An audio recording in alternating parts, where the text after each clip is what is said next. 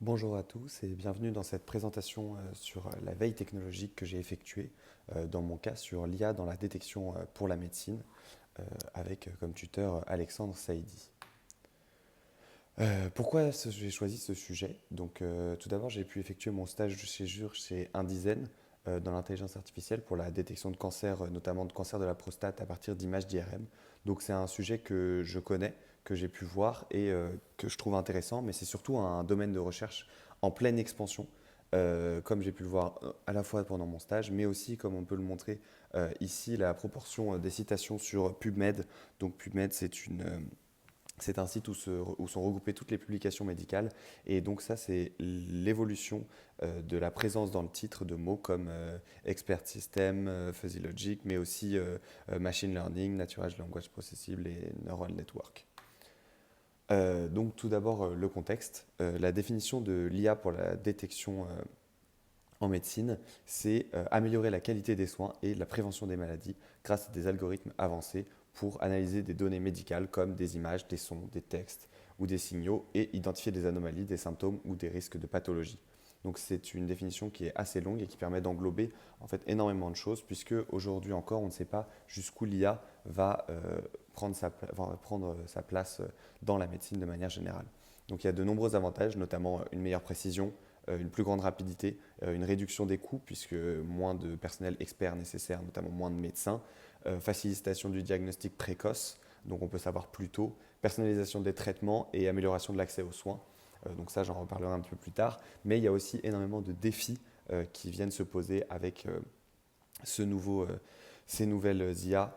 C'est notamment la fiabilité, puisqu'effectivement on joue avec la vie des gens et la santé des gens, l'éthique, puisqu'on travaille sur des données très personnelles, des données médicales. Et ça va de pair avec la sécurité, mais aussi la réglementation, la formation et l'acceptabilité des technologies, donc à quel point elles sont acceptées par le public moyen. Elle a aujourd'hui déjà des applications concrètes, notamment pour la détection de cancer, donc comme j'ai pu le dire, la rétinopathie diabétique et la maladie d'Alzheimer, des maladies cardiaques, la tuberculose, du paludisme et de la dépression. Mais je parlerai d'autres exemples un petit peu plus tard. Voici différents diagrammes que j'ai pu observer, donc notamment avec aujourd'hui la place de l'IA dans la découverte, dans l'industrie médicale, notamment son poids en termes d'argent et de combien elle rapporte. Donc en 2022, on était à presque 15,4 milliards de dollars, simplement avec la présence de l'IA dans le marché de la santé, comme on peut le voir en bas à gauche, mais aussi avec une nette augmentation de l'argent qu'elle peut rapporter, comme on peut le voir, la différence entre 2018 et les prévisions pour 2025. Donc c'est un graphique qui avait été fait en 2020 et potentiellement ces prévisions sont encore plus grandes aujourd'hui.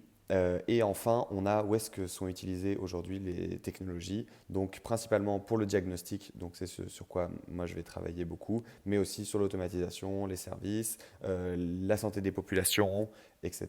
Et donc l'IA peut aujourd'hui être dans énormément d'endroits à la fois.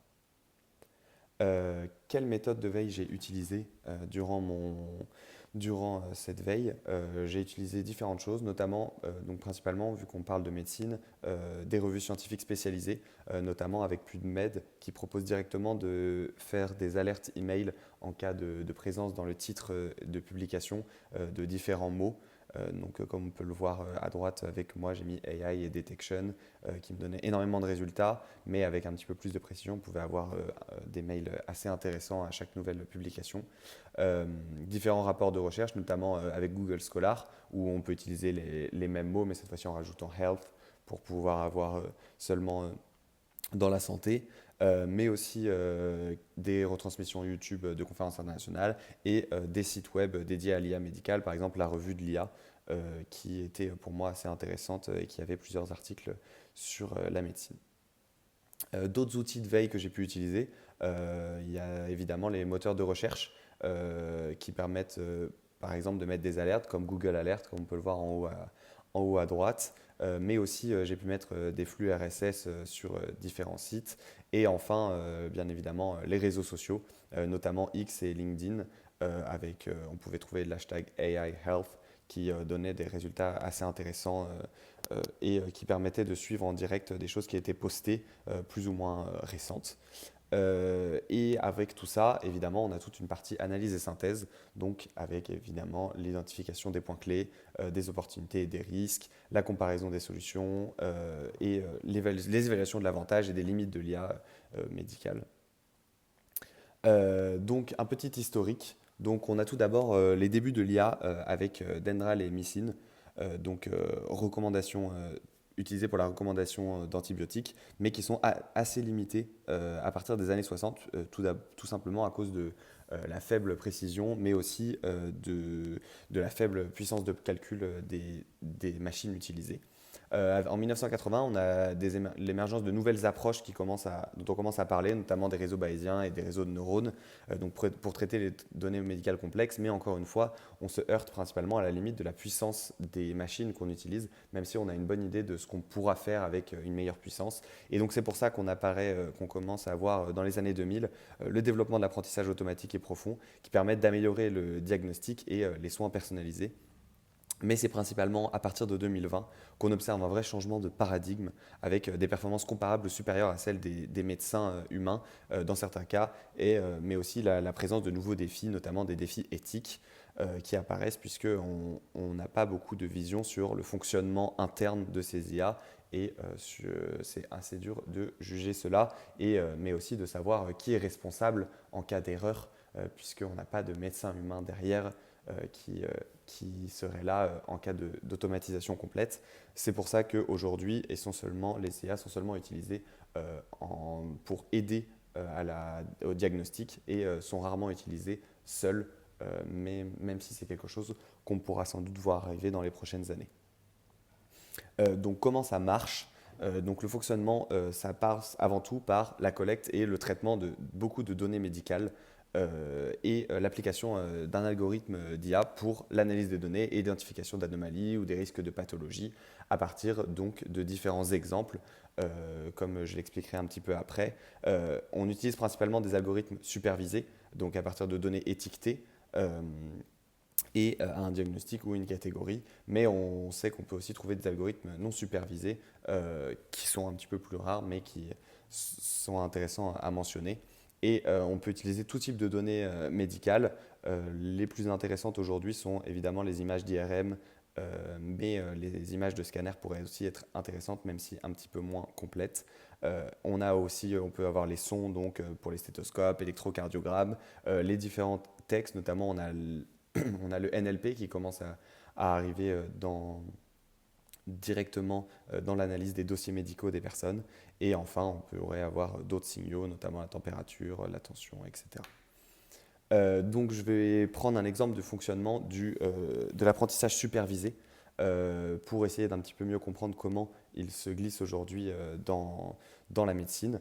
Donc, on a l'exemple des données étiquetées. Donc avec par exemple les tomates, les carottes, et en dessous comment elles sont étiquetées avec les différentes possibilités. Donc dans l'idée, la tomate en haut serait une personne avec un cancer et la carotte une personne sans cancer, enfin son IRM, et les labels seraient cancer ou non. Et on peut ensuite avec toutes ces données en très grand nombre entraîner le modèle à partir de ça et avec des données de test, donc on connaît le résultat pour savoir à quel point il performe bien. On va lui donner simplement une image d'IRM et lui doit l'étiqueter en quelque sorte, c'est-à-dire nous dire si la personne a un cancer ou non. Et c'est comme ça qu'aujourd'hui on teste cet apprentissage supervisé et c'est comme ça que fonctionne en changeant différents paramètres d'apprentissage, différentes tailles de réseaux, de neurones, etc. qu'on peut apprendre à une IA à reconnaître un cancer. Aujourd'hui, les résultats de l'IA sont comparables avec des médecins humains dans certains domaines. Donc, comme ici, on a ici pour la lecture de mammographie des scanners et des IRM et des électrocardiogrammes. Donc, dans ce cas, c'est le diagramme d'une étude des performances d'un système d'IA comparé à un radiologiste moyen. Donc en fait, c'était à comparer à beaucoup de radiologistes sur plus de 2600 mammographies pour donc repérer la présence ou non d'un cancer. Et donc qui vient de comparer le taux de vraie positif, donc la sensibilité par rapport au taux de faux positif, la spécificité, avec différents paramètres de seuil, c'est-à-dire des images plus ou moins compliquées ou plus ou moins évidentes à gérer.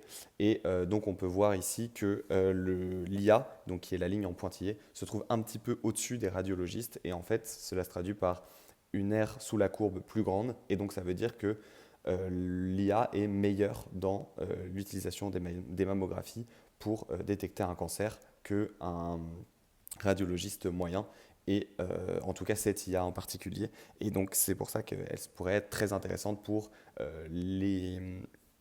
aider les radiologistes à faire leur analyse, puisque dans le cas où ils ne seraient pas d'accord, ça la pousserait à faire plus d'études sur la personne et donc à avoir un résultat plus précis. Quelques chiffres intéressants d'un rapport de l'OCDE que j'ai pu trouver. Aujourd'hui, l'IA pourrait sauver des vies en évitant jusqu'à 160 000 décès en Europe en 2023 qui sont dus à du temps perdu notamment par les médecins et à des erreurs médicales. Et l'IA pourrait aider les médecins à éviter ces erreurs médicales, en tout cas c'est ce que dit ce rapport. Elle peut libérer aussi énormément de temps à des professionnels pour automatiser des tâches administratives notamment, ce qui permettrait donc d'avoir des médecins plus efficaces et plus concentrés sur leur travail. Mais aussi, on a évidemment une partie de sécurité qui est très importante pour les données de santé avec des cyberattaques potentielles, et l'IA pourrait aider de ce côté-là. Et évidemment, on valorise aussi les données de santé inexploitées. Aujourd'hui, toutes les données qu'on a sur une personne, seulement 3% est utilisé pour prendre des décisions, et pouvoir utiliser l'ensemble de ces données avec l'IA serait très intéressant, parce que ce n'est pas possible aujourd'hui pour un médecin d'étudier toutes ces données presque microscope, et c'est pour ça qu'une IA qui a accès à tout et qui peut lire tout instantanément serait très intéressante. Je trouvais aussi une autre étude qui montrait qu'on peut avoir des résultats, même avec des IA moins puissantes, qui n'ont pas besoin de supercalculateurs, directement en local. Donc là, en l'occurrence, c'était avec des smartphones pour la détection du glaucome, qui étaient des résultats qui étaient très bons, et qui permettaient donc à une personne simplement avec son smartphone, de savoir si est-ce qu'elle avait des chances ou pas d'avoir un glaucome, et dans le cas où elle avait des chances, d'aller consulter un médecin réel, sans avoir besoin d'aller le faire simplement par prévention, mais sans avoir besoin non plus d'infrastructures énormes pour cette IA. D'autres exemples de résultats sont le modèle de deep learning pour le diagnostic de l'Alzheimer et de démence à partir d'images d'IRM. Donc on peut voir l'entraînement et à quel point ça fonctionne. Donc avec à chaque fois en abscisse les époques, c'est-à-dire le nombre de fois où l'IA a tourné pour s'améliorer, et en ordonnée en fonction différentes valeurs en fonction du graphique. Donc le premier graphique, c'est modèle AC pour accuracy, qui est la performance des prédictions correctes sur les prédictions totales. Sachant qu'à chaque fois, on a une ligne bleue et une ligne orange. La ligne bleue, c'est les valeurs d'entraînement, donc c'est-à-dire quand il se teste sur les valeurs qu'il a déjà vues. Et la ligne orange, c'est l'ensemble de validation, donc c'est des données qu'il n'a jamais vues avant et qui lui permettent de vérifier à quel point il est vraiment au niveau qu'il le dit, notamment en termes d'accuracy. Donc on obtient pour ce modèle presque 80%, ce qui commence à être assez intéressant, mais aussi AUC, donc Area Under Curve, c'est la probabilité du modèle classe un échantillon positif au-dessus d'un échantillon négatif, et donc là on est encore meilleur, on est autour des 95% si on regarde encore une fois l'ensemble de validation, et le modèle loss, c'est la mesure de l'erreur du modèle directement, qui on remarque descend de plus en plus, donc on remarque bien que l'IA ici fonctionne bien. Maintenant, je voudrais parler un petit peu du futur de l'IA en médecine. Donc aujourd'hui, ça permettrait de développer notamment la médecine de précision pour pouvoir personnaliser les diagnostics et les traitements en fonction du profil génétique directement, mais aussi de l'environnement et du comportement de chaque patient. Donc en fait, qu'est-ce que ça veut dire? Ça veut dire qu'on pourrait utiliser directement les données génétiques d'une personne pour lui donner le meilleur traitement qui existe pour ses problèmes, et avec donc les meilleures chances de réussite.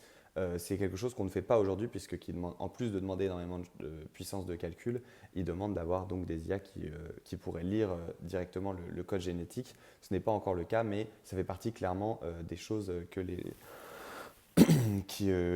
qu'on teste aujourd'hui et qu'on espère pouvoir utiliser dans le futur.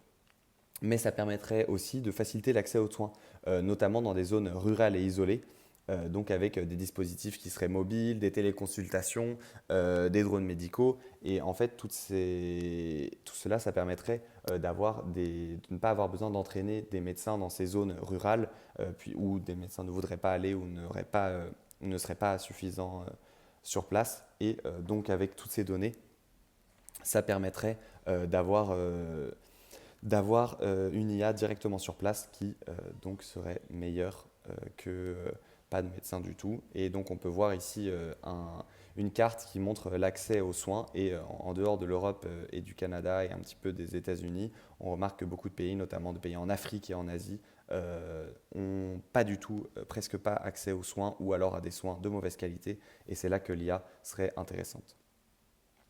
Une autre future de l'IA en médecine, c'est effectivement, évidemment d'autres perspectives d'amélioration, notamment la généralisation. La généralisation, c'est-à-dire pouvoir le faire aujourd'hui, par exemple, moi j'ai étudié sur un cancer de la prostate, c'est pour pouvoir l'utiliser pour d'autres cancers, mais aussi l'explicabilité, c'est-à-dire savoir comment l'IA arrive à ce résultat-là et ça nous permettrait donc de mieux comprendre même certaines maladies. Évidemment, on a l'éthique qui n'est aujourd'hui pas parfaite et on a besoin d'une sécurité et d'une réglementation de ces systèmes qui sont encore aujourd'hui à la pointe de la technologie et qui ne sont donc encore que très peu documentés.